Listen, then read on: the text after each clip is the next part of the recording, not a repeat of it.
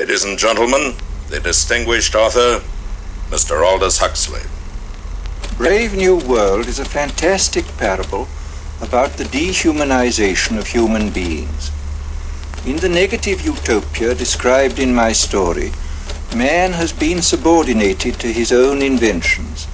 Science, technology, social organization, these things have ceased to serve man. They have become his masters. Aldous Huxley's novel portrays a dystopian future under the dictatorship of a world state, where every aspect of human life is controlled, from laboratory creation to the grave. He described the story as fantasy, but later wrote, "The prophecies made in 1931 are coming true much sooner than I thought they would. The nightmare of total organization has emerged and is now awaiting us, just around the next corner." With the rise of brain-computer interfaces and biometric sensors and so forth, all the bodies, all the brains would be connected together to a network, and you won't be able to survive if you're disconnected from the net. All life on Earth is going to be radically changed. It's a fusion of the physical, the digital, and the biological world. It's changing who we are. These people have gotten to the point now where they are openly anti-human. Everything will be monitored. The environmental consequences of every human action. They cannot happen without digital ID. Once the digital ID is in place, it's game over for humanity.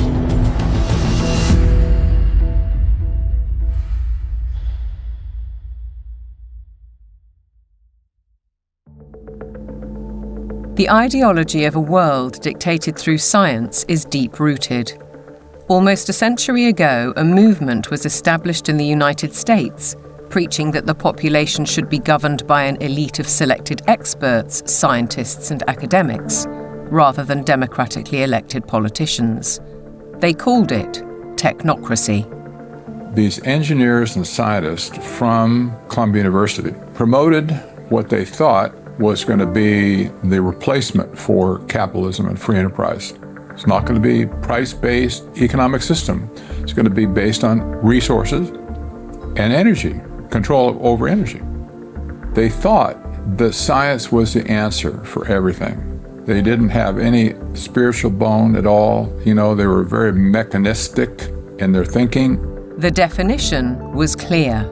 Technocracy is the science of social engineering, the scientific operation of the entire social mechanism to produce and distribute goods and services to the entire population.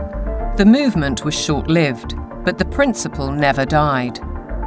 As we'll demonstrate, a stranglehold on policy and resources has always been the ambition of the powerful oligarchs behind many of today's world institutions.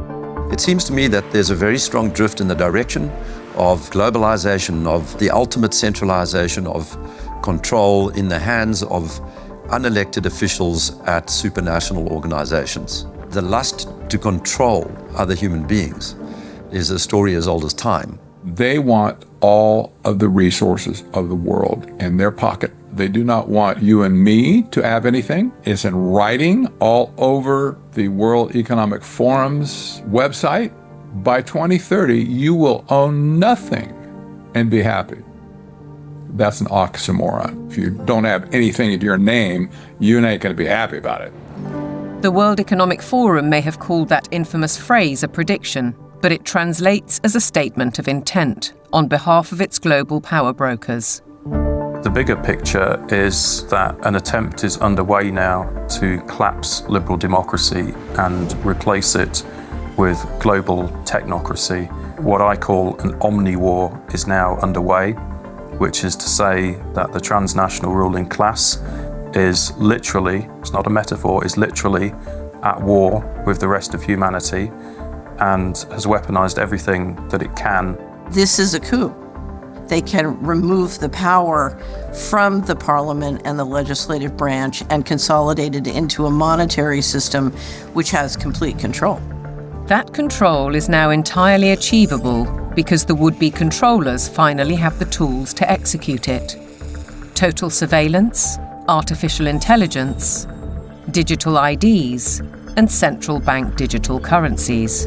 The potential for social control is gigantic and potentially irreversible.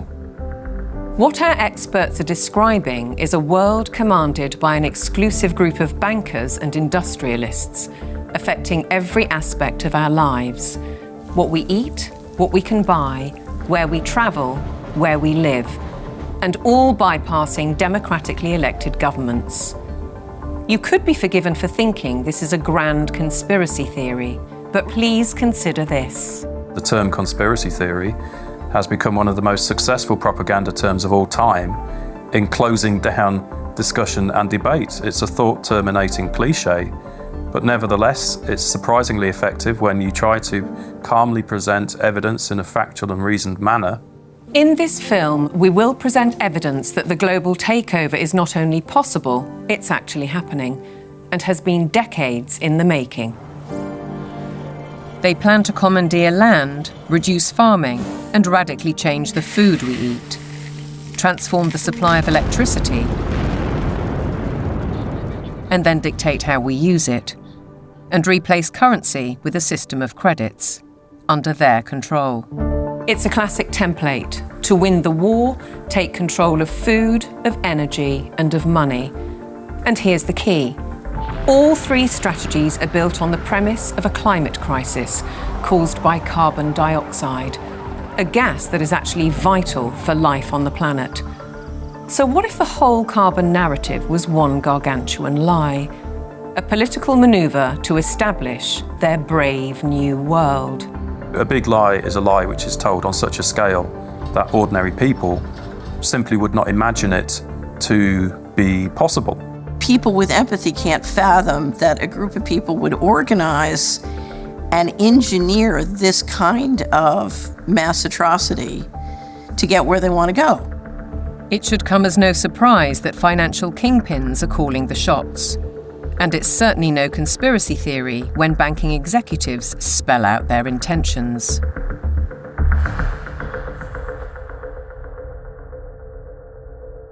We are on the brink of a dramatic change where we are about to, and I'll say this boldly, we're about to abandon the traditional system of money and accounting and introduce a new one. And the new one, the new accounting, is what we call blockchain. It means digital. It means having an almost perfect record of every single transaction that happens in the economy, which will give us far greater clarity over what's going on. It also raises huge dangers in terms of the balance of power between states and citizens. We are shifting to a new financial system, but the general population is not shifting to a new financial system. It's shifting to a control grid. CBDC can allow government agencies and private sector players to program, to create smart contracts, to allow targeted policy functions. For example, welfare payment. For example, consumption coupon. For example, food stamp. By programming CBDC, those money can be precisely targeted for what kind of people can own and what kind of use this money can be utilized. A key difference with the CBDC is that central bank will have absolute control on the rules and regulations, and also we will have the technology to enforce that. They're saying we can control with rules. We don't need currency anymore. And so it's no longer a financial system or a currency system. It's purely a digital concentration camp. It's a slavery system. When Catherine Austin Fitts talks, we should listen. She's a former high-level investment banker in New York and held senior office in the first Bush administration in Washington. There may be 1,000 models of how it could work. But essentially, you will have, whether it's a banking account or a credit card, and it can be turned off and on. So my incentive system is not you go to work and work hard and you get money. My incentive system can be based on how you behaved in the last 5 minutes, on a 24/7 basis. CBDCs, as the name suggests, would be issued by central banks like the Federal Reserve in America and the Bank of England, not by high street banks. They would signal the end of cash, and every transaction you make would be transparent and held on a permanent database. Crucially, under a net zero regime, your carbon footprint could be at the heart of the system. We're developing, through technology, an ability for consumers to measure their own carbon footprint. What does that mean? That's where are they traveling? How are they traveling? What are they eating? What are they consuming on the platform? So, individual carbon footprint tracker. This can be the infrastructure for a carbon credit system. It's totalitarian control, and if people don't become aware of it now, it's going to be too late to backtrack from this. It's a ratchet system where it's very difficult, if not impossible, to backtrack. But why is now the time for change? Because the system is in crisis.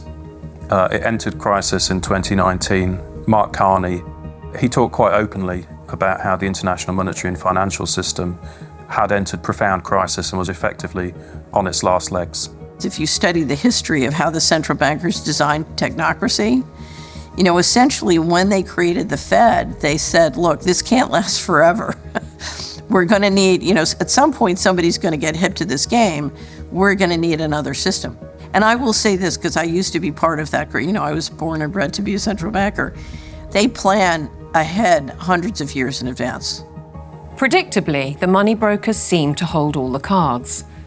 As a subtext, does the ruling class need to protect itself as artificial intelligence threatens mass unemployment? And what will happen to our existing assets if the banking system is collapsed and money disappears overnight? In an unknown future, one thing is certain. Digital IDs are essential to the project. If they become compulsory, data on every detail of our lives will be monitored, stored, and monetized. Nothing, but nothing, would be private. For younger people, often it's the case that they like technology, they're completely au fait with it, they enjoy it. So they don't see the dangers that technology can bring because, like a drug dealer does, you feed people, low levels of drug where it's all fun. And then later, when you have them addicted, you feed the hard stuff and that destroys their life. So in a similar way, all of this technology is currently pretty much nice, but when the central bank digital currency comes in and the control comes in and the censorship systems, then the younger people will realize all too late in many cases that they've walked themselves into a trap.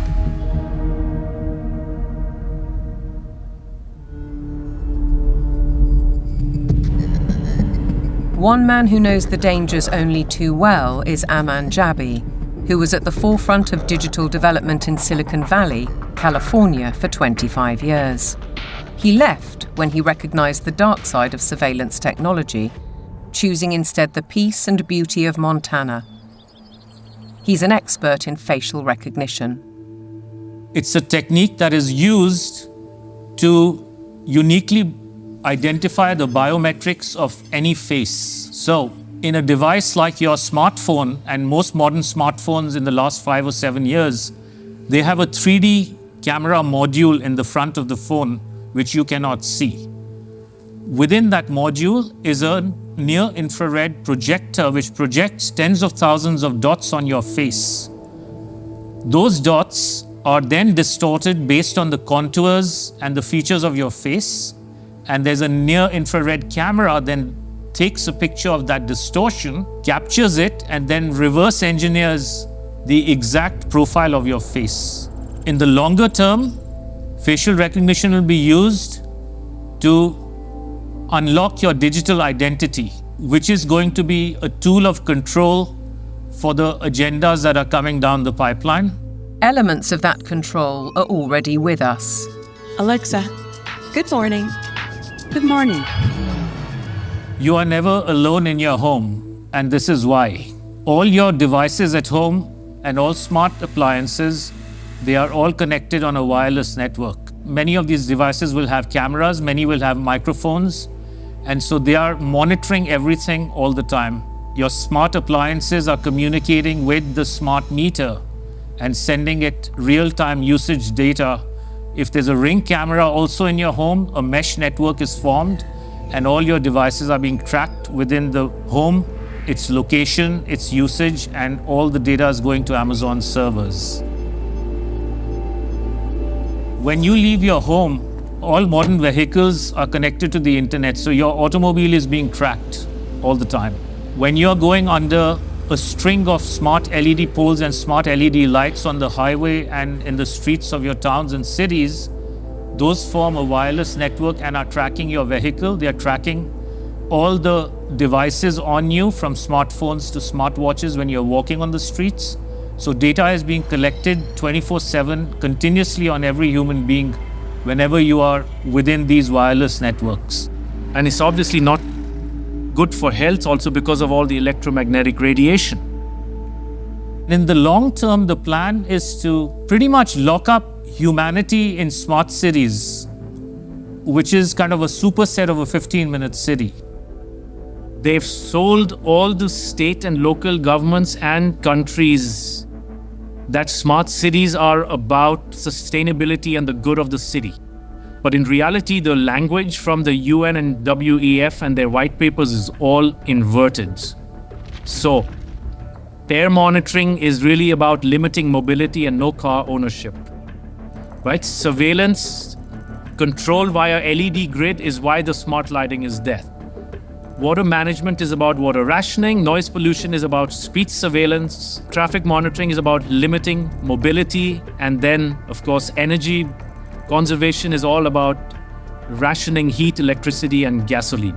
Another concept one should be familiar with is called geofencing, and think of it as an invisible fence around you, where you cannot go beyond a certain point. And that will be related to your face recognition, digital identity, and access control. Your smart contracts, SoftBrick can turn off your digital currency beyond a certain point from your house. Our world has been turned into a digital panopticon.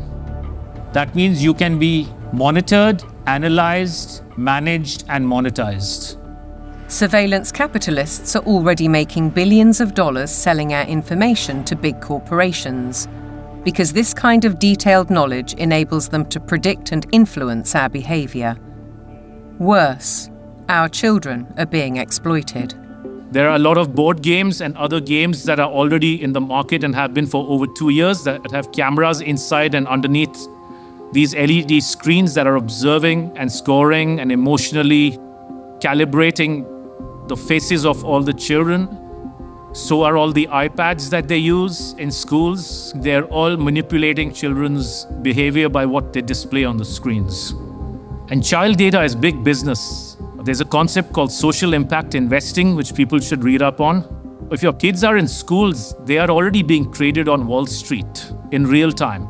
They can bet on groups of kids whether they're going to be successful or not, whether they're going to become computer scientists or environmental engineers. So children have become essentially a commodity and have been for years with this system. And once it's fully in place, it is going to be used to fully control the behavior of children as well as how they behave with respect to, diversity, equity, inclusivity, etc. The Chinese have already gone one step further. Classrooms have robots that analyze students' health and engagement levels. Students wear uniforms with chips that track their locations. There are even surveillance cameras that monitor how often students check their phones or yawn during classes.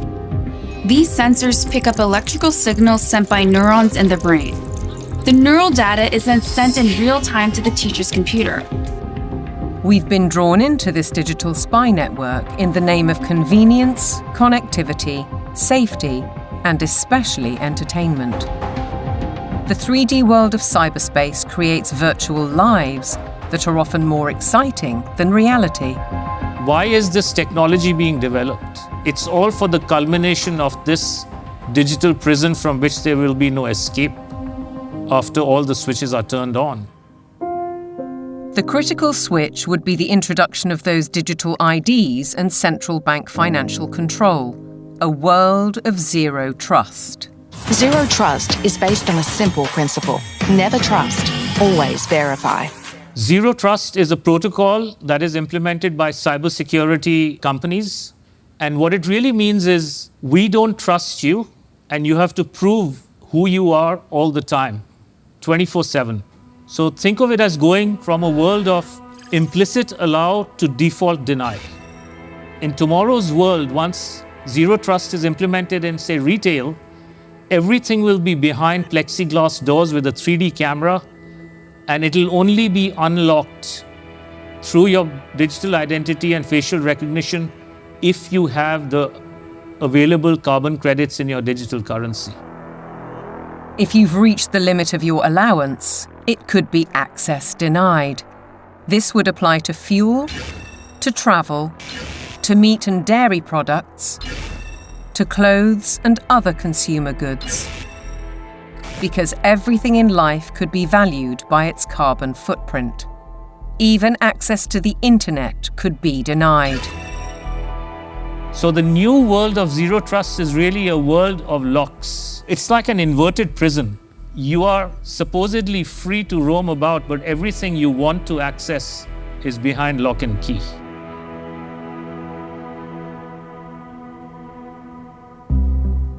Most advances in science, including AI, bring great advantages to the world. They can enhance and improve human endeavour in almost every walk of life. But you don't have to be a scientist to see the flip side. They're constantly monitored by facial recognition cameras that are able to instantly put a face to a name. Now, the Chinese are also ranked, given a mark out of a possible 950 points. For now, the number is a sort of bank credit rating, keeping track of everyone's spending habits. It may seem scary, but it's just like that here. We're used to it, and anyway, we don't have a choice. If you think this couldn't happen in the West, ask yourself why so many cameras, smart poles, and 5G networks are being installed in your neighbourhood.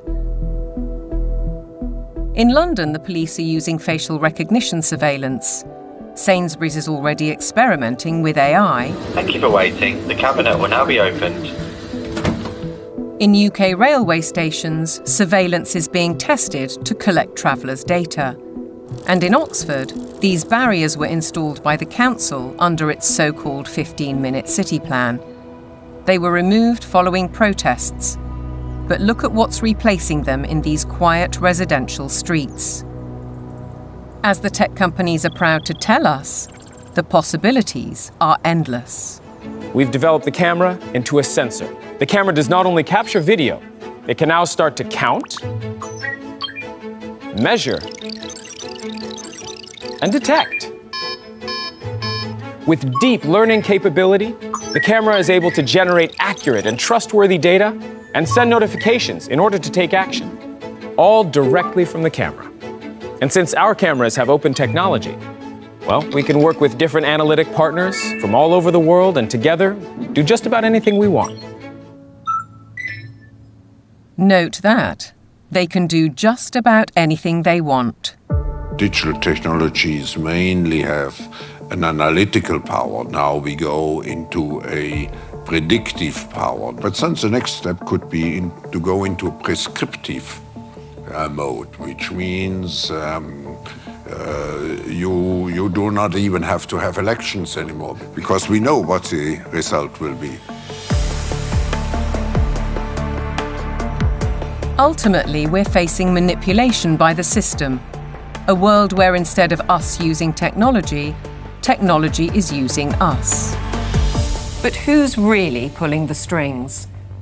Banking and oil dynasties like Rothschild and Rockefeller inevitably get mentioned, as do the modern-day big tech masters, including the ubiquitous Bill Gates.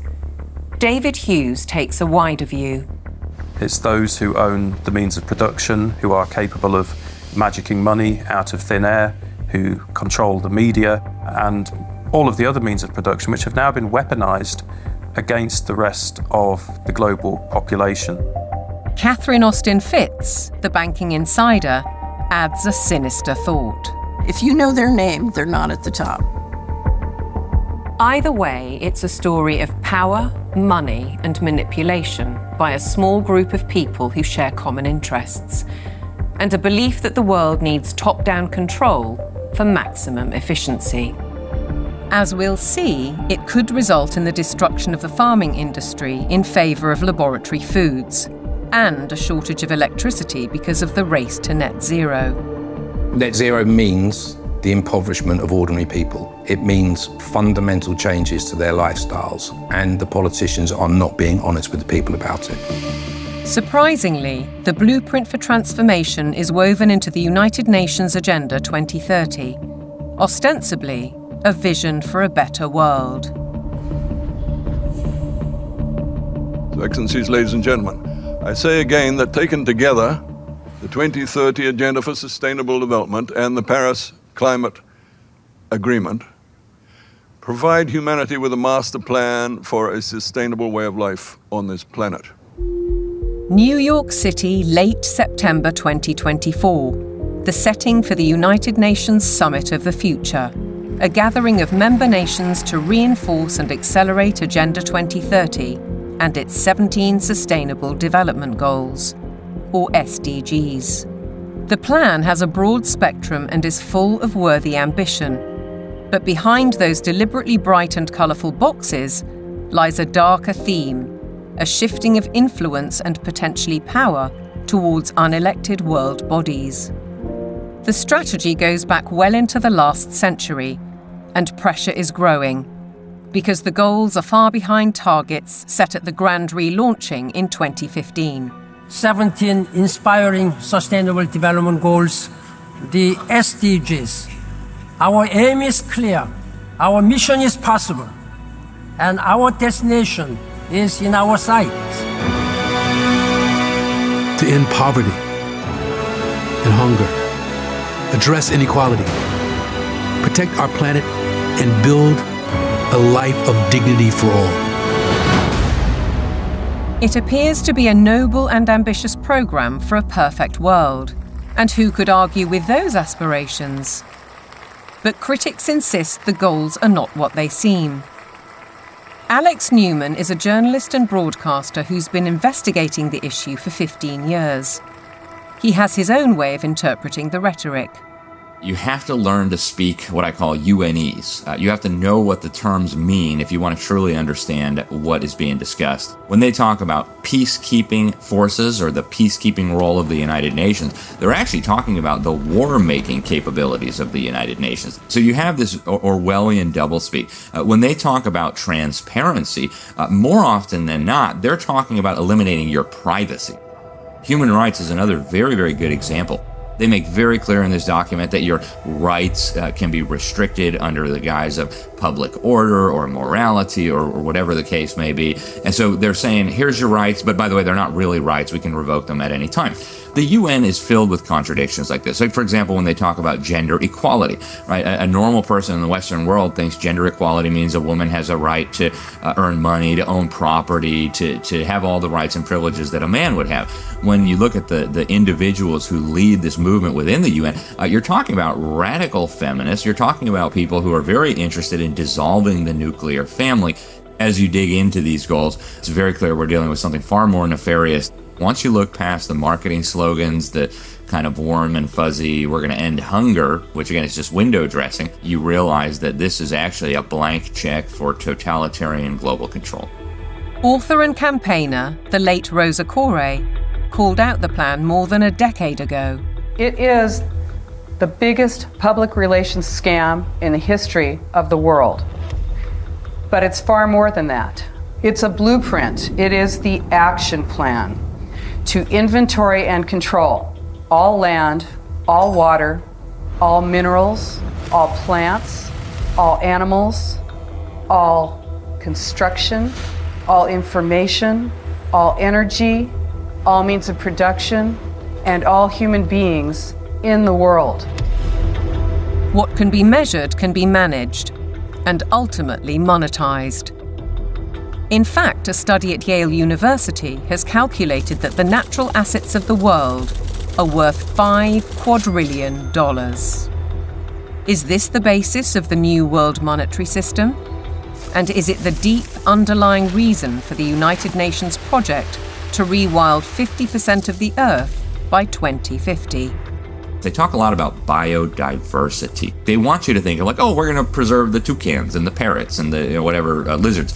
But when you actually dig into this, what they're talking about is creating, and they're working on it now, an international database with virtually all of the genetic material of all of the species on the planet. And then they want to start mixing and matching it. Bill Gates, ultimately, and his buddies want to end up in total control over all life on the planet.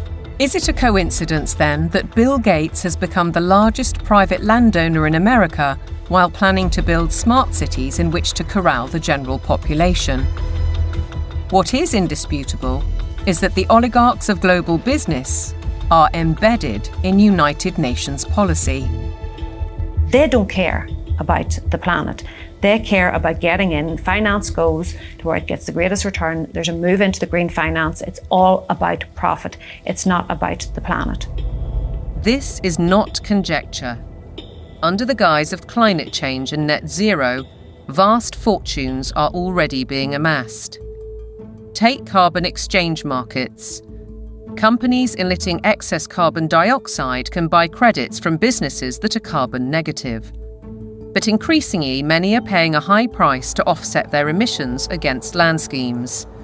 Grasslands, forests, conservation projects, and so on. Some legitimate, others not so. Either way, the brokers and middlemen get rich, while having no impact on actual carbon emissions. We've also seen the emergence of natural asset companies, whose name says it all.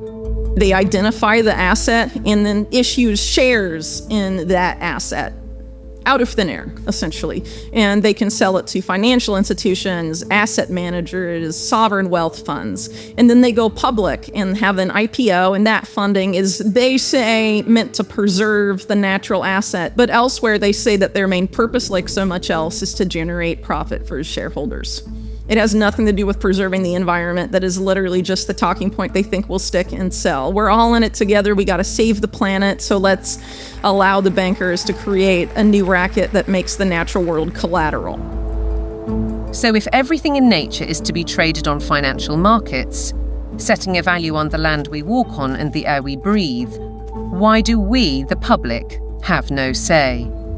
There's no route that an ordinary person can take to make a representation to United Nations. So it's fundamentally undemocratic. What it has done is build relationships with billionaires. Right from the start, the rich and powerful have enjoyed undue influence in the UN's inner sanctum. In fact, the Rockefeller family part-financed its headquarters in Manhattan. To hand you, Mr. Lee, my father's check. Thank you, Mr. Rockefeller. Between them, the Rockefeller family has funded hundreds of organizations and, as a consequence, spread their authority on civil society, institutions, banking, education, and global politics. The Rockefellers always believed in world governance. In the 1950s, their Special Studies Project report declared, "The UN stands finally as a symbol of the world order that will one day be built." In 1973, David Rockefeller co-founded a non-governmental organization which still carries international power today, the Trilateral Commission. Its stated objectives revived technocracy and in turn planted the seeds of the UN's Sustainable Development Agenda. They said at the time that they were going to create a new international economic order. It was all over the literature. The goal of the new international economic order was not to get richer in the sense of money. They knew even back then that eventually the fiat currency system of the world was going to disintegrate. So the goal became to actually capture the physical resources of the world. All wealth historically has come out of the ground. They wanted to take away everything that they could possibly take away from the nation states of the world and from private individuals of the world and stuff it into the global common trust where they would administrate it and they would be the ones getting licenses for the resources to turn around and make stuff.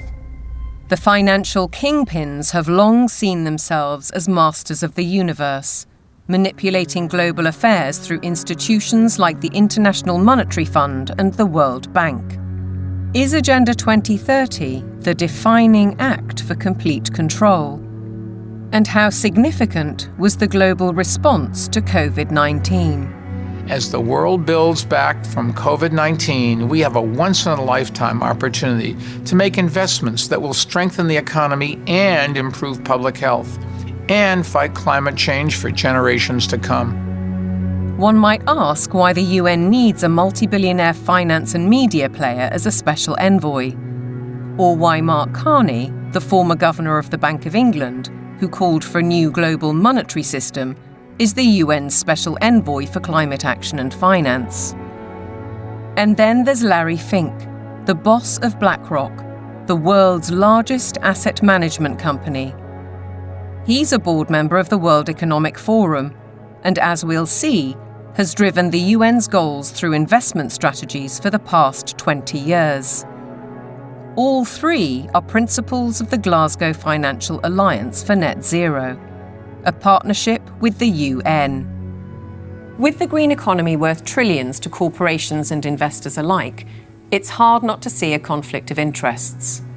Are the bankers raising money to achieve United Nations goals? Or are the goals a Trojan horse to change the world's financial control systems? Now consider the events at Jackson Hole, Wyoming in August 2019, only 3 months before the COVID outbreak. It's when Mark Carney delivered his call for change and BlackRock proposed a new financial mechanism, Going Direct, which in principle allows central banks to channel capital direct to large corporations. So the central bankers got together in 2019, the G7 central bankers, and voted on the Going Direct Reset. And the Going Direct Reset, of which the COVID operation was part of it, has done a phenomenally excellent job of massively consolidating capital into central control. If you look at the COVID operation from a financial standpoint, it was absolutely clear that it was one way you balance the books. It worked. The major corporations like Amazon and others were allowed to continue business. Meanwhile, other businesses, particularly small and medium-sized entities, were deemed to be, quote, inessential. Many of them were put out of business. And so what we saw was a global wealth transfer of a reported $3.3 trillion from the working classes and the middle classes to this kind of super rich billionaire brigade. The people who ran the operation made an absolute fortune. It was economically, as a taking, it was a huge taking. And that included billions of pounds of taxpayers' money going to pharmaceutical firms for so-called vaccines. Whatever the truth around COVID, Dr. Hughes says the response deployed dangerous elements of social control, what he calls weaponized deception. We see techniques of shock and awe being applied through the lockdowns, techniques of isolation, making reality seem strange and threatening. All of this helps to de-pattern the mind. These are all well-known military tactics. Look them in the eyes and tell them you're doing all you can to stop the spread of COVID-19. Stay home, protect the NHS, save lives. These are, in fact, very nasty and very vicious techniques which were deployed against the public of multiple countries at once.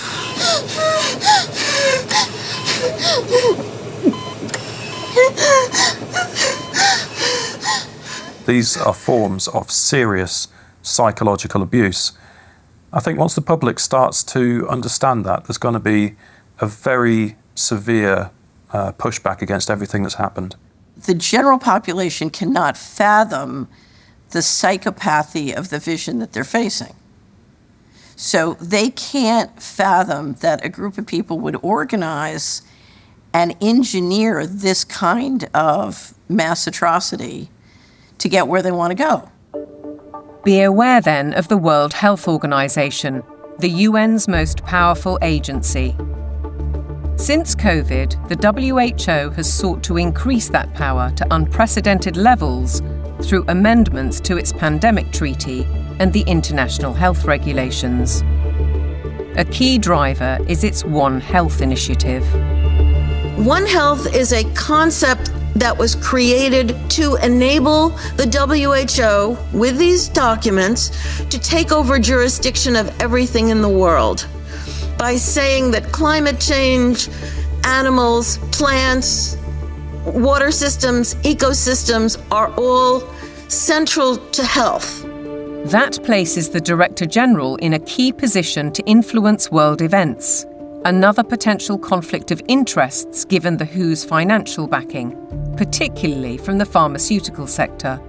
Its accounts for 2022 show that an eye-watering 84%, or $3.656 billion of income, came from voluntary donations. The top 4 sources of these donations included the Bill and Melinda Gates Foundation and Gavi, a public-private vaccine alliance also heavily supported by Gates. People see the WHO as a benign organization, and there are still areas where the WHO does useful stuff. But the biggest focus now is purely on a tiny disease burden where investors can extract a large amount of wealth. This has shifted the WHO's focus very much to this emergency agenda, which is very false. Pandemics are very rare events. This is why we now have a WHO that promotes vaccines all the time, because that's what the money is coming in to support. So instead of being a World Health Organization, we have a World Vaccine Organization, and that seems to be the only thing they're touting. What's in the treaty has got nothing to do with health. It's a business deal focused on the most profitable business imaginable, pandemic profiteering. The other part of it, they're setting up a huge surveillance network. We're talking about $31 billion a year. They have to surveil for variants of viruses, and they will find them. They just have to decide there's a threat, not even a real harm. Experts are preparing for what is known as Disease X, or the next pandemic virus. They're creating a supranational, self-perpetuating pandemic industry. The latest scare is monkeypox, renamed Mpox, a disease highly unlikely to affect the general population. Nevertheless, the WHO has acted. The emergency committee met and advised me that, in its view, the situation constitutes a public health emergency of international concern. If you get to declare the emergency and then profit from it, there's a big problem, isn't there? It's essentially a build-out of big pharma, and the WHO is essentially looking to be their marketing and distribution arm worldwide. WHO! The people say no! WHO! The people say no! We're fighting for really the right to own our own lives. We're fighting for that freedom versus a sort of corporate authoritarian structure or medical fascist structure, which is what is clearly interests are trying to impose on us. Changes to the WHO's regulations are expected to be voted through in the coming months. As we speak, the UK government is fully behind them. Meanwhile, in common with many other global institutions, the WHO tries to silence criticism and dissent, branding it misinformation. The science, it says, is settled. Digital platforms are being misused to subvert science and spread disinformation and hate to billions of people. This clear and present global threat demands clear and coordinated global action.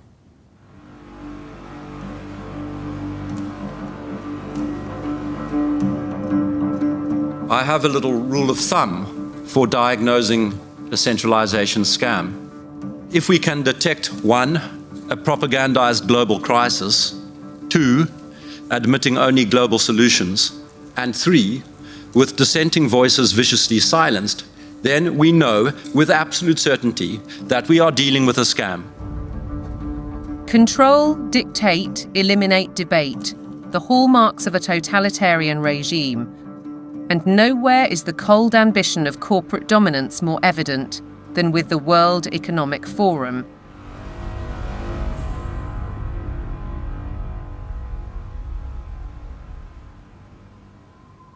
Klaus Schwab founded the WEF in 1971. His mentor was Henry Kissinger, statesman, political shaper, and close confidant of the Rockefellers. The organisation now employs 800 people and has programmes in business, academia, and in training future global leaders. It's far more than its famous annual meeting in Davos.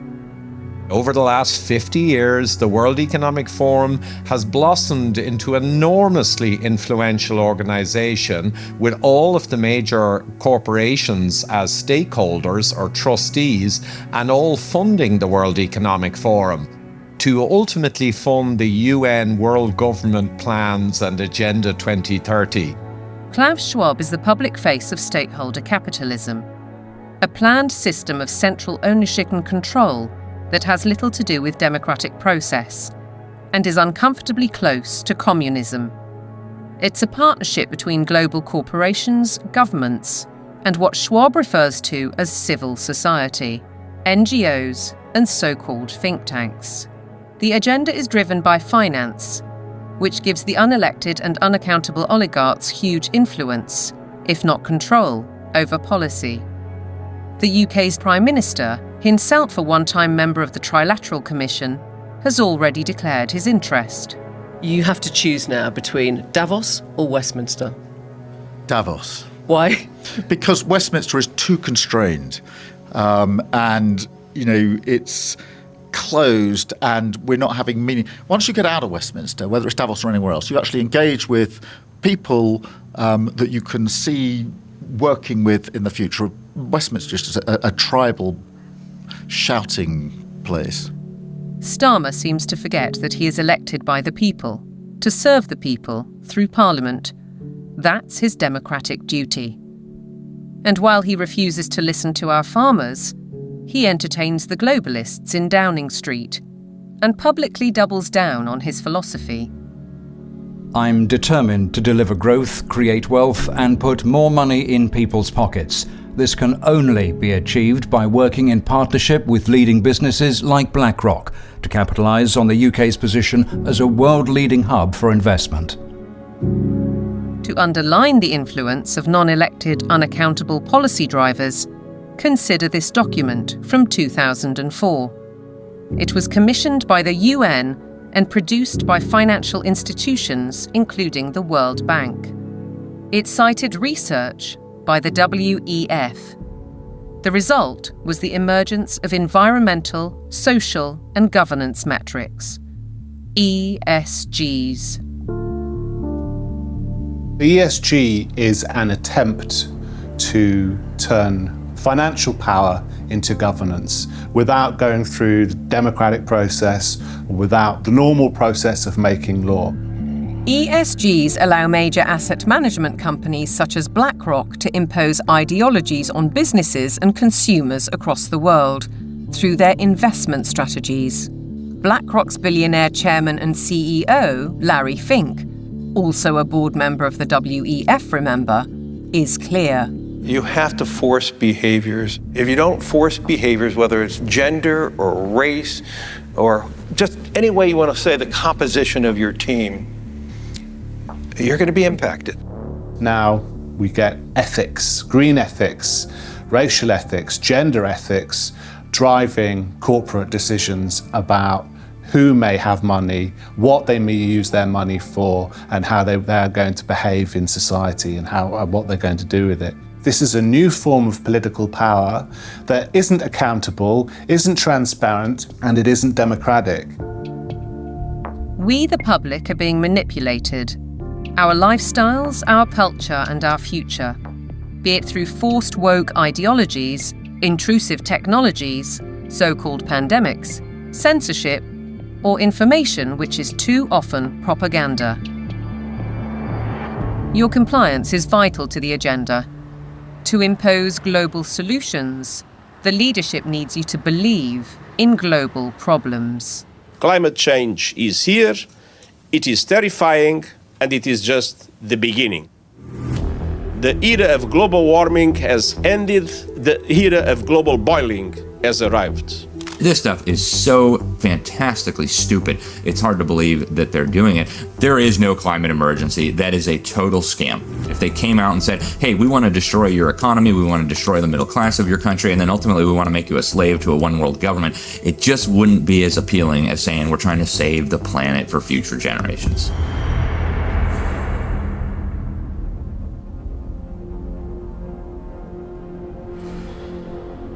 "2024, with the hottest day on record and the hottest months on record, this is almost certain to be the hottest year on record. And the masterclass in climate destruction." Statements such as that are amplified by emotional footage from all over the world. But is any of it true? I do not think there's a climate crisis, and I base that on all the evidence and the climate data sets that we build to answer questions just like that. We actually use satellites to monitor the global temperature, the true global temperature of the atmosphere. And we find there is a rise. It's about 1.5 degrees per century, which is certainly something that's manageable and the Earth has seen before. Compared to the 19th century, which was about the coolest century in the past 10,000 years, we're warmer. But we're about the same as we were 1,000 years ago, and certainly cooler than we were about 5,000 to 8,000 years ago. John Christie is a highly regarded climate scientist who developed the measurement of accurate temperature records using satellites. His evidence is critically inconvenient to the climate change industry.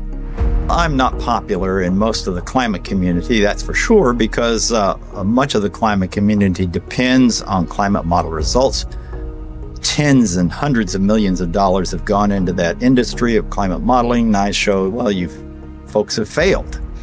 But yet they prop up the entire political world that tends to support this. In 2017, I came to work and there were 7 bullet holes in our office suite. And so some people are pretty upset that the evidence that we build and show that can stand the test of time and can stand up to cross-examination is just not going along with their issues and their desires. So let's consider these statistics on the Earth's atmosphere. 78% is nitrogen, 21% oxygen, other gases make up less than 1%, and carbon dioxide accounts for a mere 0.04%, the majority of which is natural.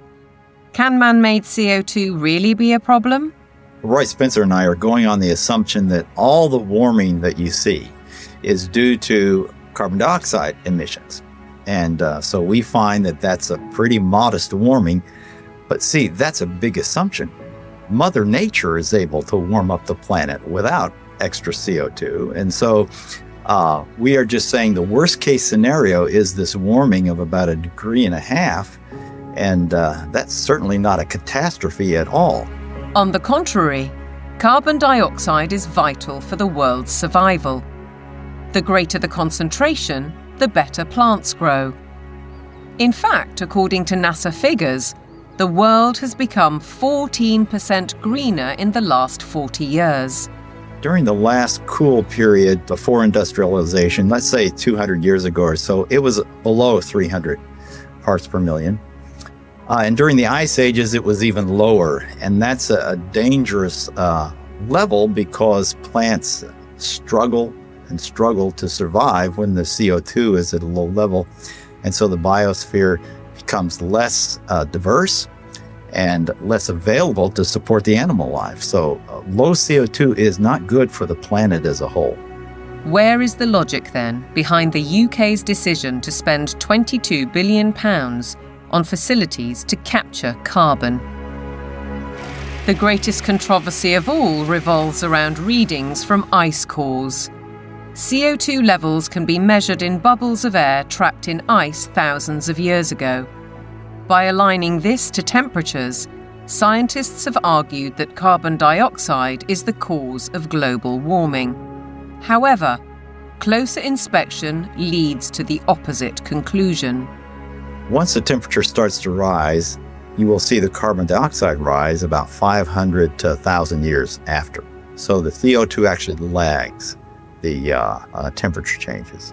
But what of the extreme weather events, which are increasing and driven by climate change, according to everyone from the top of the United Nations down? Professor Christie says there is no data to support those claims. And what we find is that virtually every one of these claims is false. The extremes are not increasing. Hurricanes are not increasing in intensity or frequency. Same with tornadoes or thunderstorms or floods or droughts. It's just going along like it always has with the natural variability. Why aren't we looking at the surface data sets that are constantly adjusted upwards? Why aren't we looking at the 40.3 record at Conisbee, which the Met Office is very proud of, on July the 19th in 2022? And when we did a freedom of information request at the Daily Sceptic, we found that there were 3 Typhoon jets landing on a runway next to the measuring device, because Conisbee, as they call it, is actually RAF Conisbee. It's a military airport. The temperature lasted for 60 seconds. Sticking a thermometer up the backside of a jet aircraft is not probably scientifically the best place that you can sort of determine temperature measurement, particularly when you then morph it into a global database, which the Met Office has, and then tell dear old Antonio Gutierrez that the globe is boiling. The whole thing is junk. How we came to the point where we think that we're going to prevent bad weather from happening by eliminating fossil fuels is just about the most nonsensical, illogical thing that I can imagine. And the whole world is caught up in this nonsense. So how did the carbon story take hold? Meet the man who invented climate change, according to The Telegraph. His name? Maurice Strong, an oil tycoon, a Rockefeller associate, and a man with an extraordinary talent for moving between high finance, politics, and the United Nations. Strong was a member of the highly influential Club of Rome, an institution formed in 1968 at a Rockefeller property on Lake Como in Italy. A group of scientists, academics, and industrialists discussed what they saw as an urgent crisis: the impact of human activity on the planet. I don't think we can sustain current growth trends much beyond, say, the lives of children who are being born today. To prove the thesis, they commissioned computer modelling at the Massachusetts Institute of Technology. This research laid the foundations for an agenda that's persisted for over 50 years. Cut use of autos, use less electric power, have fewer children, limit growth. All of this was fueling this ideology that there's too many people on the planet, there's not enough resources, and that something has to be done. The natural world in which man lives and on which he depends is indeed deteriorating, is being destroyed in many instances at a rate that is accelerating and that can only continue to accelerate unless we begin to control the activities that are having this destructive impact. In 1975, the Club of Rome published a second report, Mankind at the Turning Point. The lead quotation was telling. The world has cancer, and the cancer is man. The report concluded, the solution of these crises can be developed only in a global context with full and explicit recognition of the emerging world system, a new world economic order, and a global resources allocation system. In other words, technocracy, top-down control of everything, including populations. But if that was the solution, a worldwide problem was required. Climate change provided the answer, as admitted in a later Club of Rome document. This is the quote from page 115. In searching for a new enemy to unite us, we came up with the idea that pollution, the threat of global warming, water shortages, famine, and the like would fit the bill. All these dangers are caused by human intervention, and it is only through changed attitudes and behaviour that they can be overcome. The real enemy, then, is humanity itself.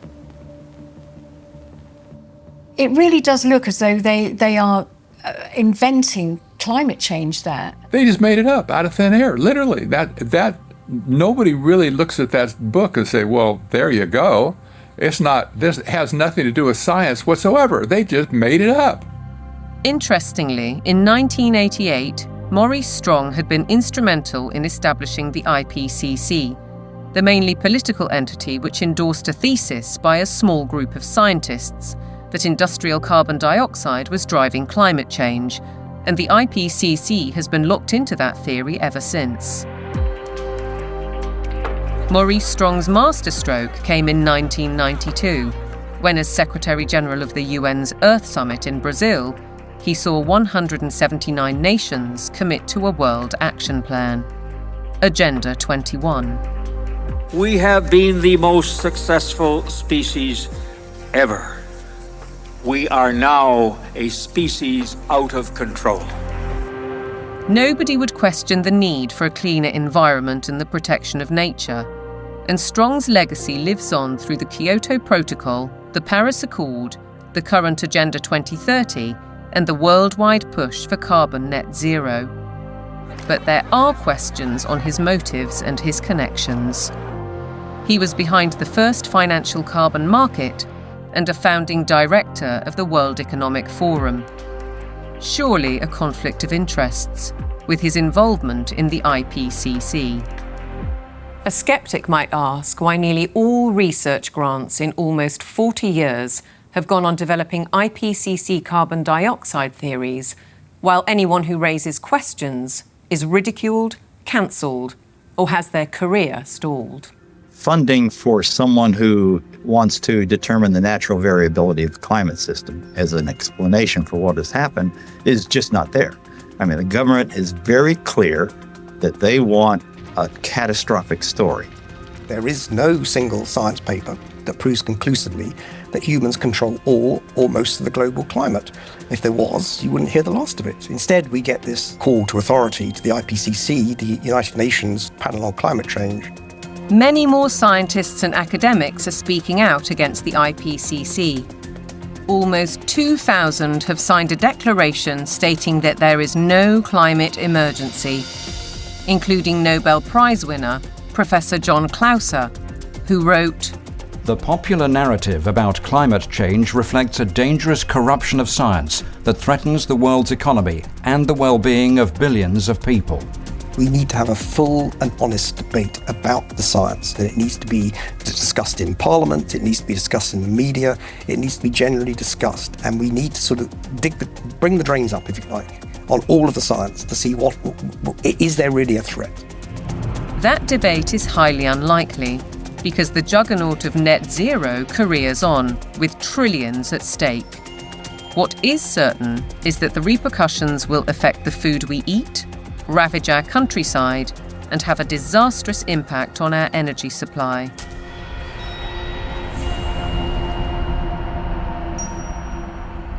If you cannot set a credible course for net zero, with 2025 and 2030 targets covering all your operations, you should not be in business. Well, net zero is insanity. It's pure insanity. I mean, the idea that you can remove 85% of the world's energy, which comes from hydrocarbons, within less than 30 years and replace it with the sunbeams and the breezes. It shows a complete lack of economics, societal effect. It shows a simple lack of the progress that we've made over 300 years.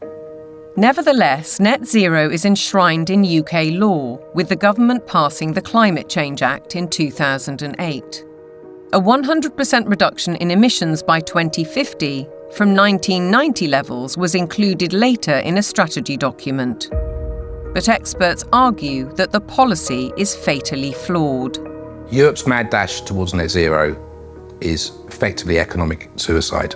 Politicians are purposely impoverishing ordinary people, purposely deindustrializing Europe, where companies are forced to move to countries where they have access to cheap energy, whether it's the US who frack and therefore have cheap gas, or whether it's to China, which is still predominantly producing from non-renewable, especially coal. It is literal economic suicide. China continues to open new coal-fired power stations to drive the factories that manufacture wind turbines and solar panels, which are then sold to the West. As a result, China emits almost 30% of global greenhouse gases, while the UK is responsible for less than 1%. In essence, carbon emissions are merely transferred to another part of the planet. And while China gets richer, UK households face a bleak and expensive future. What it will effectively do is price ordinary people out of having access to electricity at a time they want and a price they can afford. The core problem is that neither the infrastructure nor the technology exist to provide a constant supply of electricity. The proportion of time that solar actually generates electricity is actually 9% in the UK. That means that for 90% of the time, solar doesn't generate the average amount of electricity that its capacity can generate. For onshore wind, it's about 20 to 40%, and for offshore wind, it's about 30 to 50%. So that means, by definition, you will always have periods of time when renewables aren't producing electricity, but there is demand for electricity. As we'll hear, the net result is that supply will be rationed. Reality, though, seems not to concern the activists.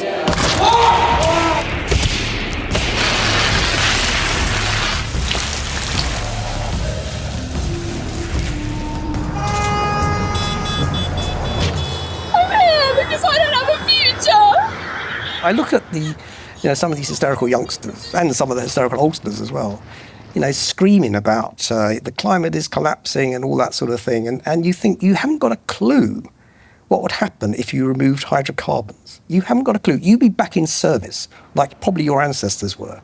You'd be skivvying on the land, in big houses with warlords, calling themselves aristocracy and all that sort of stuff. You want to go back to that? Fine. Get rid of hydrocarbons. Many of these apparently grassroots protest groups are backed by organisations such as the Climate Emergency Fund, financed by billionaires like the oil heiress, Aileen Getty. And if they claim to be environmentalists, they conveniently ignore the bigger picture. Thousands of wind turbines are disrupting coastal waters, changing habitats, affecting marine life, and killing seabirds. Landscapes are being scarred by the production of lithium for electric car batteries, and by cobalt mines in Africa, where child labour contributes to huge corporate profits. How does the loss of thousands of square miles of farmland to vast solar parks meet the UN's biodiversity goal? And how helpful are wind turbines when they're blotting the landscape visually and through noise pollution, and disrupting wildlife in the air and on the ground? The glorious mountain terrain of southwest Wales is a stark example. It's a landscape breathtaking in its beauty, untainted and largely untouched by humans. A haven for wildlife, a place where life runs its natural course. Yet this is what's planned: mega turbines designed for offshore, reaching 700 feet into the air and dwarfing the hilltop forests. Planning permission is being sought for the so-called Bryn Cadwyn Energy Park. If you put one in the valley floor, it would be standing some 40 metres above the valley floor, so above the horizon. But they're not putting them in the valley floor, they're putting them on the top of the hills. So it'll be standing some 600 odd metres above sea level up there, casting a shadow over our solar panels. Justin Cotter lives right in the centre of the proposed development. He's fighting to preserve the countryside he loves. And across the mountain, Jason and Josie Barker are equally aggrieved. It feels very much like it's exploitation, using the climate crisis narrative as its supporting evidence. So it feels like it's being abused in a tremendous way, and there's going to be a lot of destruction done in the name of doing good, which really just seems utterly backwards. And if we really want to protect nature, then some of the best way of doing that would be to leave it well alone, especially in the wilder places, and let it flourish. We certainly found that being here. The more we've lived here, the more we've worked with it and encouraged it, the more it's come back. All of those spruce trees on top there, they will have to go to make way for turbines. All of that. All of this spruce will be gone. To build a 230-metre turbine in that location, it's going to take some crane to lift the 240-ton nacelle onto the top of the tower some 180 metres up. So they'd have to stabilise all the ground for the crane, stabilise the ground for the actual turbine, put in a concrete plug basically in the ground of some 1,000 tonne of steel, 4,000 tonne of concrete, just as a base. They'll need to be lit. It'll take away the dark skies. It's totally devastating. It would just be catastrophic damage and destruction.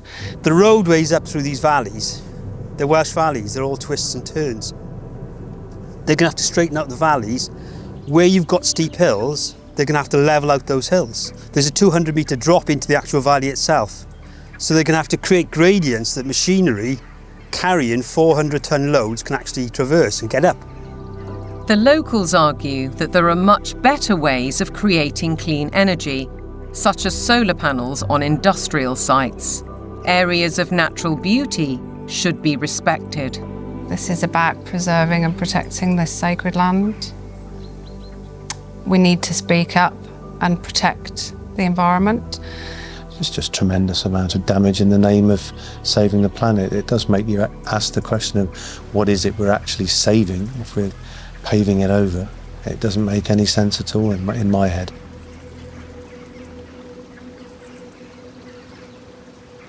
The proliferation of turbines and solar panels certainly seems at odds with protecting biodiversity, and experts argue that the economics simply don't add up. If we are going to go on to full net zero, we not only have to change our electrical system, but we have to change the other 66% or more of the rest of our energy needs as well. So we need to triple the amount of renewables just to cover our present electricity generation. And then we need to triple again to cover all of the other usages like, transport, space heating, and industry. So it's almost a tenfold increase in the amount of renewable energy that we're producing. Ralph Ellis has analysed 3 government reports and says all have grossly underestimated costs. 2 of the reports ignore the need for that crucial backup when the wind doesn't blow and the sun doesn't shine. At present, this is the only such site, Dinorwig in Wales. But going by the government's own figures, Ellis says the equivalent of 2,000 Dinorwigs would be required. The overall cost would run into trillions of pounds. It's an energy fantasy because none of this has been thought through. Battery plants are one alternative to back up the national grid, like this one already constructed in Australia. But again, they offer limited supply. We're facing a situation where, if fossil fuels are eliminated, it will be impossible to maintain a constant supply of electricity. You can't instantly put on new supply, so what you have to do is control demand. And to be honest, they're quite open with this. If you look at the National Grid's latest paper on this, they talk about demand management. And the system is, electricity will only be available at a price you can afford when the wind is blowing and when the sun is shining. And when the wind isn't blowing and the sun isn't shining and the 1 or 2 hours of battery storage have been used up, the way they will reduce demand is by simply increasing the price of electricity so that demand falls to the available level of supply. Part of the control that the government has, or part of the means by which it can manage the demand, is through the use of smart meters. Effectively, smart meters allow them to do minute-by-minute pricing, which means that as the intermittent renewable production goes up and down, they can effectively change the price at which you can use electricity. So essentially, it's going back to pre-industrial age where the weather determines our lifestyles and our energy use. A government-sponsored report from the UK Fires Organisation agrees that targets will not be met and therefore electricity usage will have to be cut. They say we'll have a quarter of the power by 2050, and they say there'll be no travel, there'll be no meat or no beef lamb. There will be restrictions on clothing, and we will live in mud huts. And it's not an exaggeration, they use the word earth. The United Nations use the word bamboo, impacted earth, soil detritus. This is what they're writing. But what of the claim that renewable energy will be cheaper? Not so, says Derek Bertelsen. We can also look at the accounts of these renewable energy companies. And what we see if we look at those is that the cost of production is considerably higher than the market price of electricity. And therefore, without these subsidies, these renewable companies would go bust. Ironically, the anticipated reduction in supply comes at a time when demand is about to skyrocket, with the explosion of surveillance systems and artificial intelligence. BlackRock's Larry Fink predicts that by 2030, data centers will use 30 times more power than a single city. Where's that power going to come from? Are we going to take it off the grid? What does it mean for elevated energy prices for everybody else if it's that? I think it's going to represent some huge societal questions that we have not addressed, the negative side. Forget about the use of it, but just the generation of it is massive power. If the race to net zero will affect our energy, it could also have a devastating effect on our food, as global policies and the march of corporations accelerate.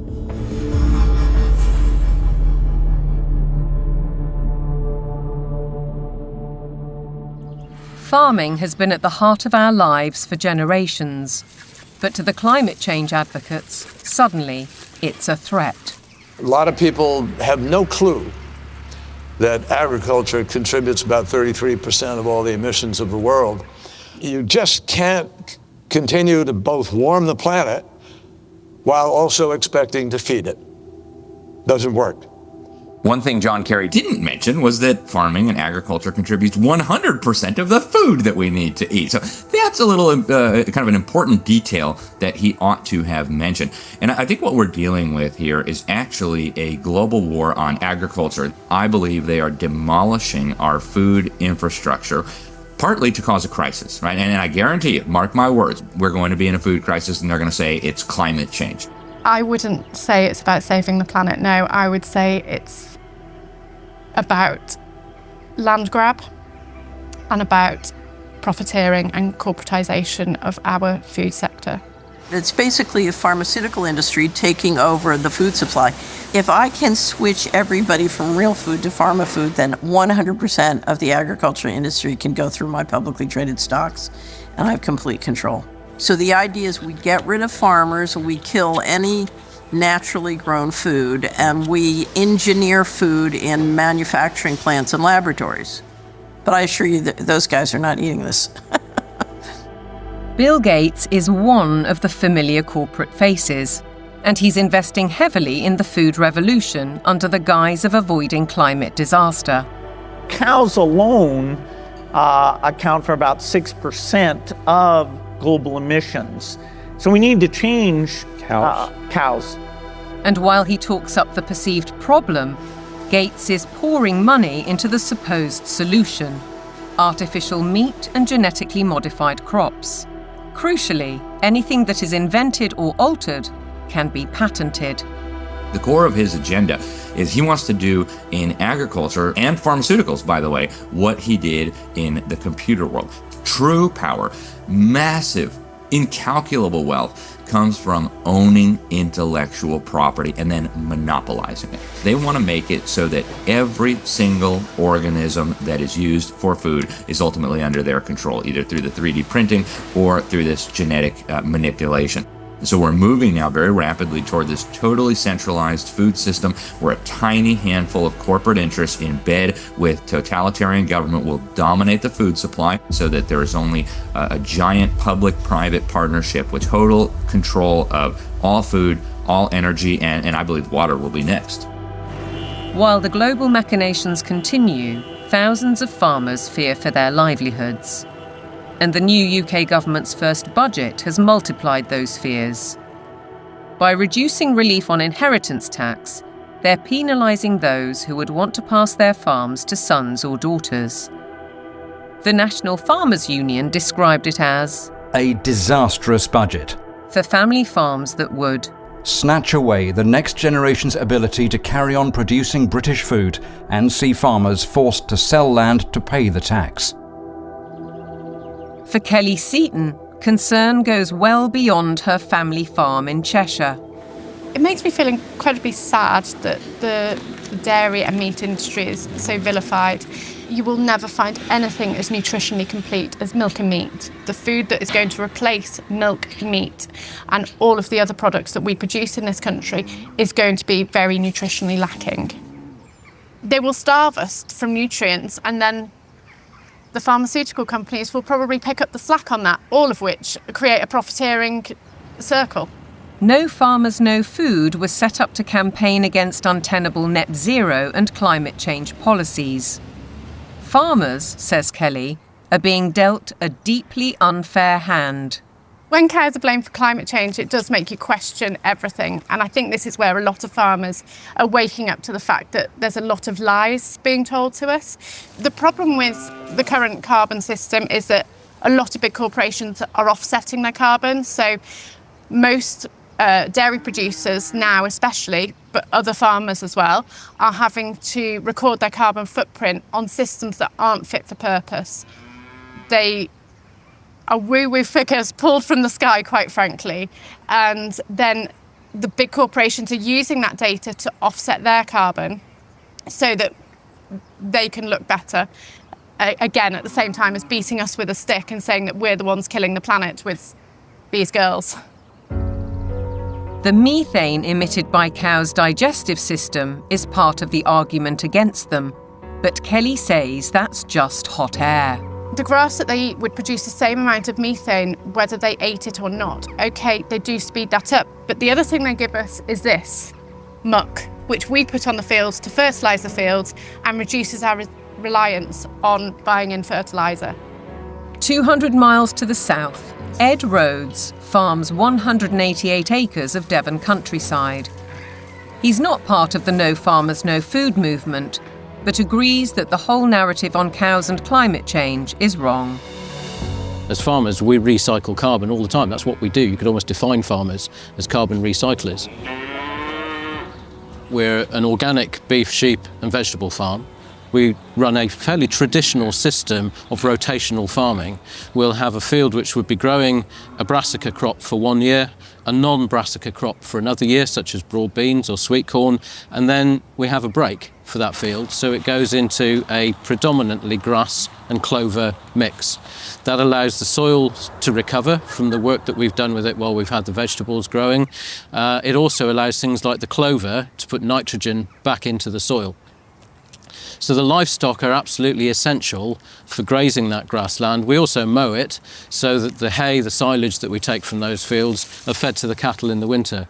The bale I'm sitting on, the bedding that they're standing on, is all mown from very rushy areas on our farm. The animals then dung onto that. We compost that. That gets spread onto the land primarily where we're growing the vegetables to put the fertility in, and that's what then produces our crops. If you remove livestock from the system, you have no system. Farmers like Ed Rhodes work with knowledge and passion, but still have to comply with a labyrinth of government rules and regulations, including carbon monitoring.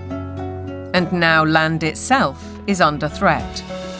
Corporations such as British Airways are buying farms to plant trees for carbon offsets, while other areas are being declared sites of special scientific interest, restricting or even preventing use for crops and livestock. And then there's the United Nations SDGs. Goal 15. Protect, restore and promote sustainable use of terrestrial ecosystems. Consequently, rewilding programmes are impacting farmland across the world. In the UK, for example, the government is planning to set apart 1,200 square miles for wildlife habitat by 2042. That's an area almost as large as Cornwall. And in America, dams are being removed and river courses reopened, disrupting water supplies for crops. Goal 13 states, take urgent action to combat climate change and its impacts. As a result, the Dutch government plans to close 3,000 farms to meet EU emissions targets, drawing widespread protests. And in Denmark, farmers face paying £80 for every cow they own in a world-first tax on meat. Goal 7. Ensure access to affordable, reliable, sustainable and modern energy for all. One result: cultivated land is disappearing under vast solar parks. How does this square with the UN's biodiversity goals or even ending hunger? Maybe they're questions for Ed Miliband, the UK's Secretary of State for Energy Security and Net Zero. He's cleared the way for a huge solar park on prime farmland in East Anglia, an area big enough to site 1,745 football pitches. It's a crime to take food productive land out for solar panels, which are unrecyclable, potentially not that productive going forward, and not feed the planet. It is absolutely catastrophic. We've gone from being 78% self-sufficient in 1984 to now less than 60% self-sufficient. I think it's about 54%, which I think is set to fall even further this year. On top of all that, British farmers are being paid not to produce food under schemes like the Sustainable Farming Incentive. Kelly Seaton understands that many farmers accept the money to balance their books, but has this warning. When you look at how many farms are selling up, how many arable farms are struggling, we're walking into food shortages, and I think we're going to end up eating more processed food, maybe lab-grown meat, and I think that's part of the plan. The squeeze on farming is self-evident. Our supply of natural food is under very real threat, just as the WEF predicted. Worse than that, Catherine Austin Fitz says that with programmable currency, you wouldn't have a choice. No one in their right mind would ever eat this stuff. But the reality is, once they have control of your transactions, they can dictate what food you can and cannot buy. If they want you to buy pizza made with insect-based flour, that's what you're going to get.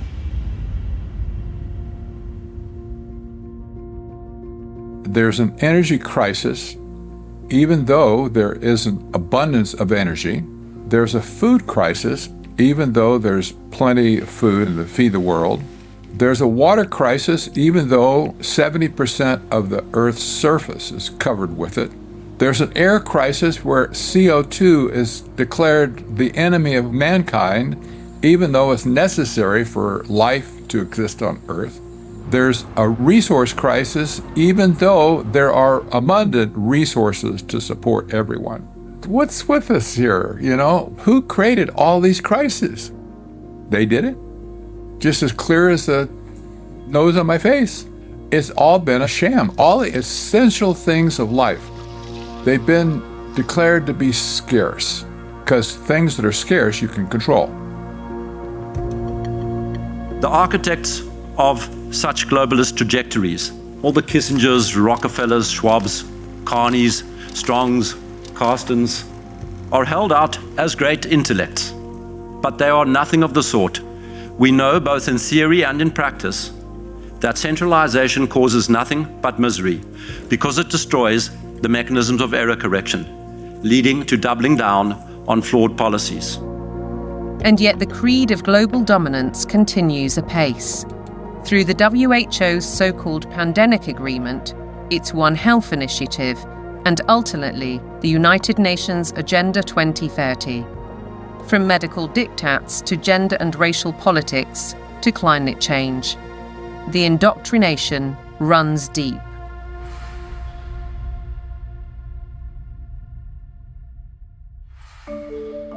Local councils have been sucked in by the tentacles of global power, encouraging them to spend vast amounts of time and taxpayers' money on climate schemes, without challenging the rationale.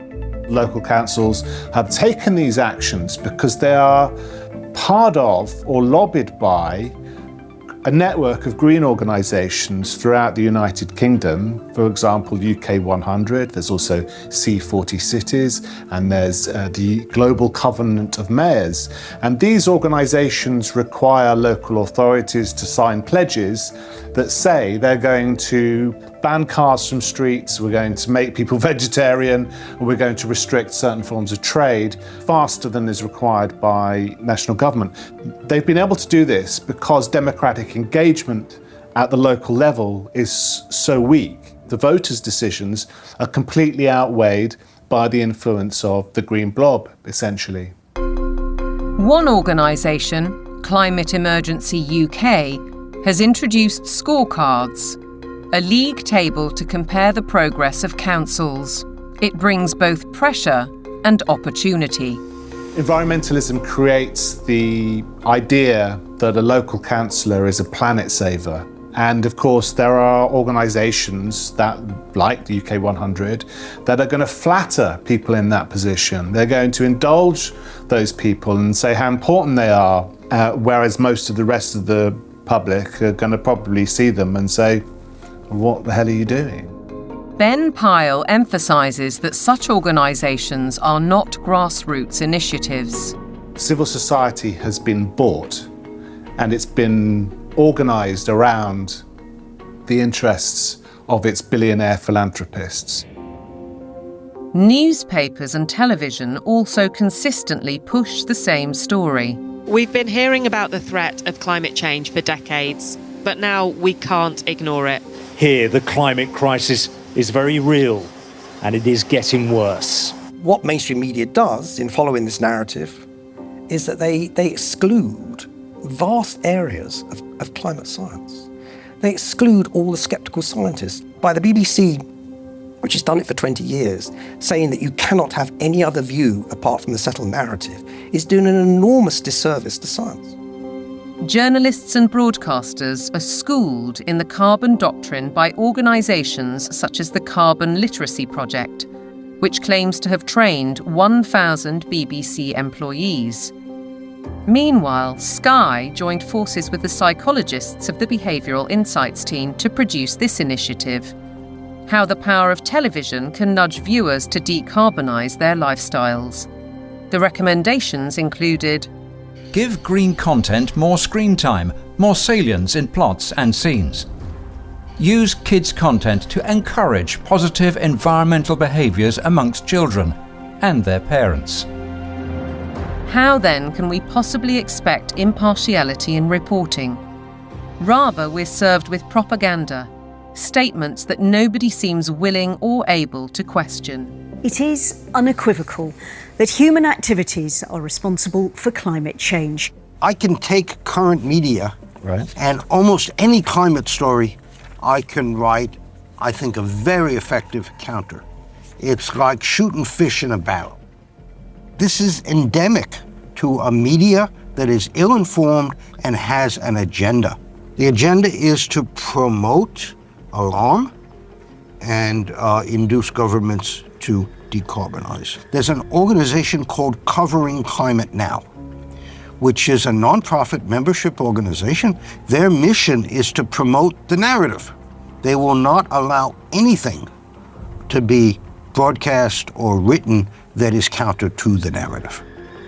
Among the 500 plus media partners on the Covering Climate Now website are Reuters, Bloomberg, ABC, CBS, MSNBC, NBC, Channel 4 News, The Guardian, The Daily Mirror and The Lancet, as well as several British universities.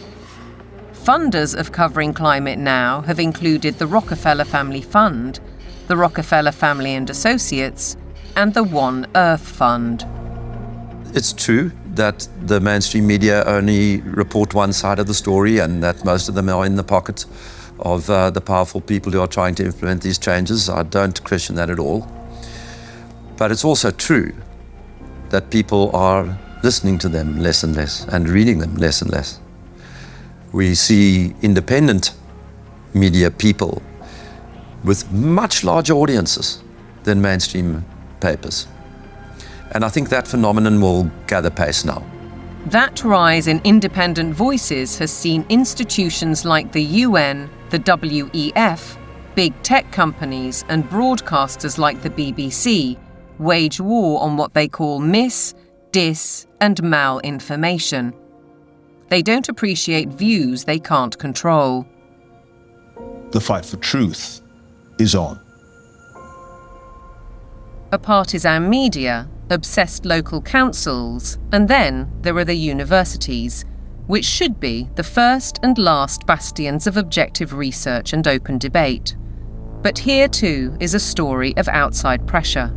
With the drop in government funding, the shortfall has been made up from other sources, and those tend to be NGOs, private organisations. For example, the Gates Foundation and the Wellcome Trust. Invariably, money from private organisations will come with vested interests.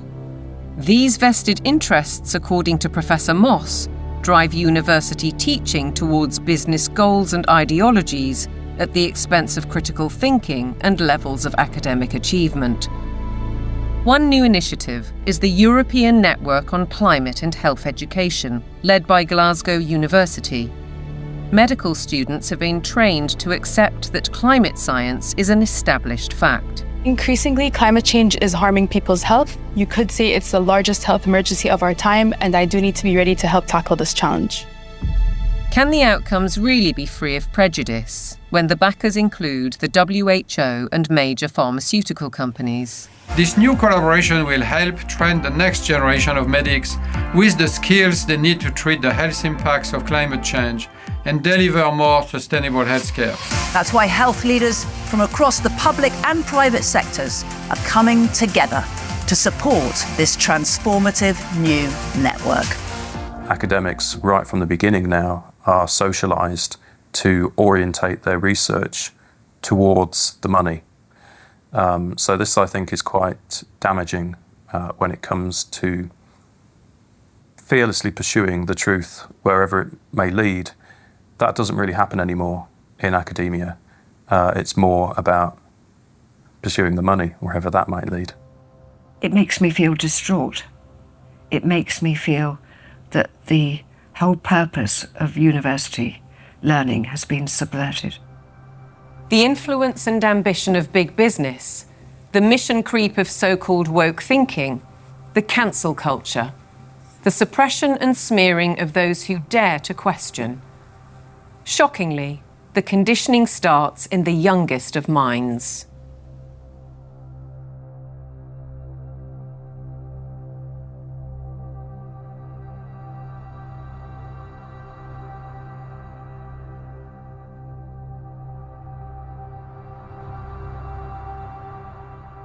All aboard for global goals!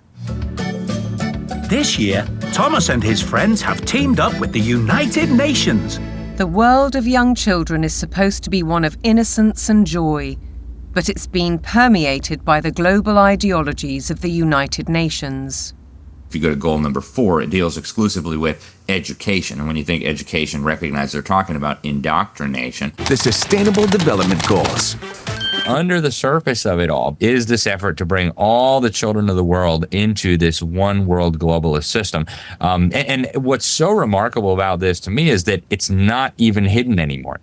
Take part in the global movement to save our world from being destroyed. How will you fight climate change? Try meat-free meals. Reduce your electricity use. Give your clothes a second chance. We died! It's kind of your fault! And you can never ignore Greta. The eyes of all future generations are upon you. And if you choose to fail us, I say we will never forgive you. I don't want you to be hopeful. I want you to panic. We want action. We want justice. Let's fucking want action. And we want it now. No more coal, no more oil. Keep your... I want you to feel the fear I feel every day. I want you to act as if the house was on fire, because it is. This propaganda relentlessly promoting fear in various ways, be it disease, be it climate, I think is having a very damaging impact on young people's mental health. The disasters that continue increasingly to afflict the natural world have one element that connects them all: the unprecedented increase in the number of human beings on the planet.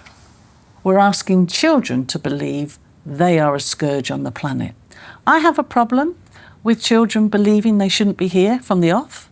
How are we ever going to encourage them to have strong mental health and emotional well-being if they believe that their birth is a disaster for the planet? That's not encouraging them to be productive citizens who are making an active contribution to society if they've got to apologise for their very existence. I think it's very dangerous, and I think we need to reverse that as soon as possible. The indoctrination of children is further evidenced across their learning. Objectivity and freedom of thought are being stifled by the persistent pushing of agendas. I undertook a study of secondary school textbooks to see what children are being taught. And what I found was extremely shocking. I found unqualified acceptance of climate change, the wonders of vaccines, GM foods, and very few counter-arguments were presented. If you cannot produce this information that's in the textbooks, you cannot succeed in the school system. If a student undertaking a geography exam, for example, doesn't talk about man-made climate change, then they're very unlikely to hit the top marks. Is it not surprising that the phrase critical thinking actually only occurs in relation to two subjects? One is art and design, and the other is history. Other than that, it's completely absent from the national curriculum. If we have a dumbed-down syllabus, we're actually stunting children's brain capacity and brain potential. While parents may not be fully aware of these issues, many are concerned at the growing trend of gender politics, including transgendering. One former head teacher says his local authority advised teachers not to use the words boy or girl for fear of misgendering anyone. The Department for Education as well has really subscribed to this kind of woke ideology. So there's almost like brownie points for the more woke you can be. Why do you have makeup and lipstick and glitter on? Because I think it looks pretty. Oh! You don't think it looks pretty? What schools have done is employ third-party agencies to deliver material for which the third parties most certainly have a vested interest in. And I wouldn't have a problem if it was I'm there in school to ask children to accept me as I am. That's fine. We all need to be tolerant and liberal in a diverse society. My problem is that what they're actually doing is more a form of evangelism, which is this is who I am and you might be too. In my heart, I've always known that I'm a girl, Teddy, not a boy, Teddy. I wish my name was Tilly, not Thomas. Language carries so many meanings and messages. And if schools are encouraging social transitioning, that's not a neutral act. That's a significantly impactful act. Dr. Fraser is also highly critical of the World Health Organization's recommendations, suggesting that 4-year-olds should learn about sexual stimulation. It's harmful. They don't need to know it. And in fact, for those children who are perhaps victims of adult abusers, how will they ever know the difference between what is happening within the home if they're encouraged to also explore that part of themselves within a school curriculum? What do we do with an organisation like the United Nations or the World Health Organization if we take our orders from them about what is suitable education for our child? How do we say, no, we're not doing that, we want a change? Teachers are sent on courses to embrace the diversity dogmas, and many buy into them. But Fairclough says that those who don't keep quiet for fear of reprisals. It's a dereliction of duty. It's a dereliction of their legal as well as their moral duty to safeguard children against harm.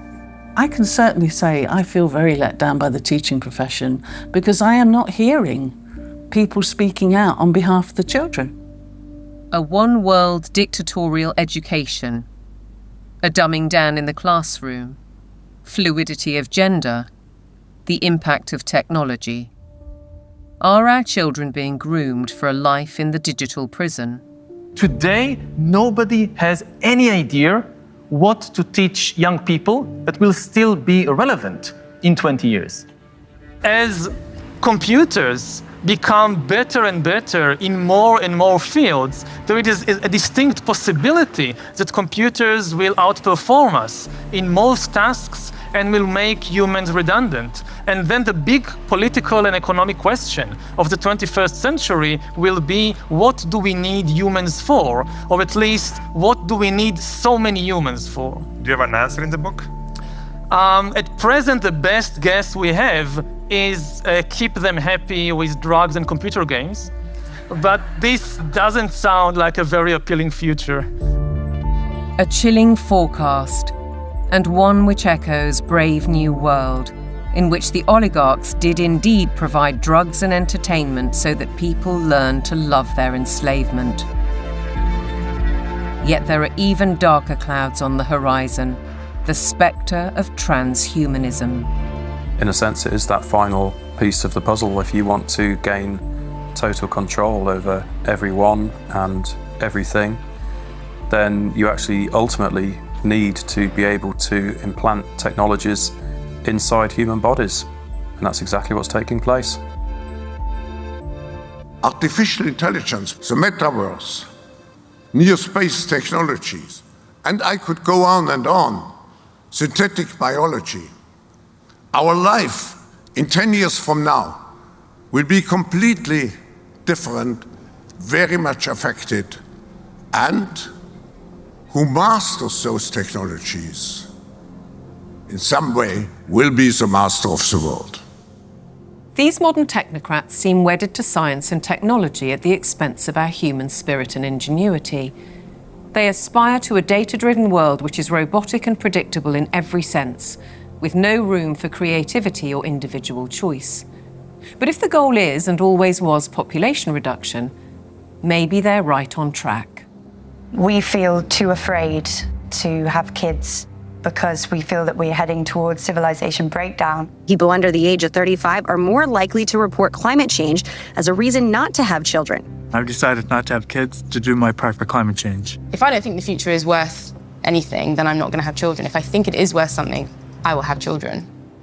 I think these ideas have spread like bad viruses, and there's been a lot of investment in promoting some extraordinarily weak ideas. Sitting at the top of all of these very bad ideas is one giant one, which we can call anti-humanism. Transhumanism, the trans phenomenon, net zero, lockdowns, population reduction, all of these ideas are basically the ugly stepchildren of anti-humanism.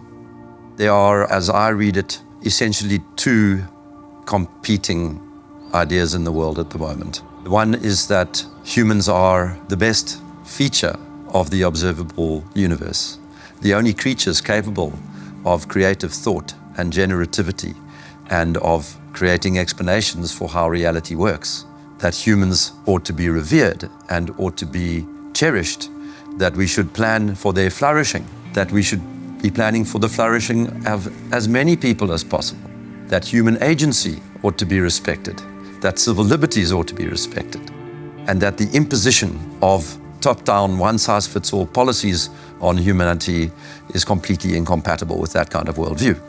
Set up against them are people who regard humans as the scum on the surface of the little blue dot, people who regard humanity as some kind of blight, people who believe that the earth needs rights to protect it from these horrible humans.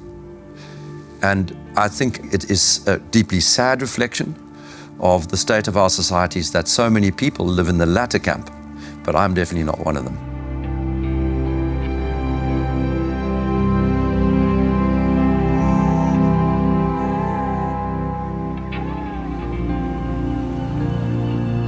We can all stand up to tyranny. We can and must fight for the things that truly matter.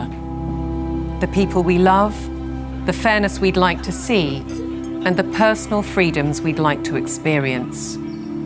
We should not be bullied, nor should we accept the influences of those who would split our society, be it by race, by gender, by culture, or anything else we hold dear.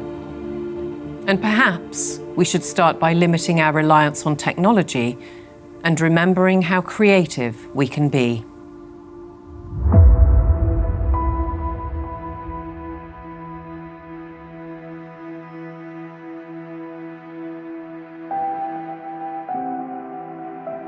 Once you've seen it, you can't unsee it. You can't go backwards. So what that means is that over time, more and more people are starting to see this now. The powers that be have no choice but to keep pushing forward for their global technocracy. They're the ones who are attempting the controlled demolition of liberal democracy. They have only one route they can go, and they are tobogganing towards disaster. On the other side, we the people have no choice but to fight back against all of this. I don't expect that we're going to just be able to tell the truth indefinitely without consequences, but we must continue to do it. We must, for the sake of our children, for the sake of humanity, for the sake of generations yet unborn. We have no option but to stand against this evil. If you look at where this thing is going, I'm not going there, okay? And whether God takes me out or the leadership takes me out, I don't care. I'm not going there. And the only way we cannot go there is if we can find a better pathway. And the only way we're going to find a better pathway is with transparency. If I want to live as a virtuous human being, I need to live amongst people that are free. And if one understands that one mustn't live on their knees, even if you have to die on your feet, you must share truth, because truth is the weapon for free people.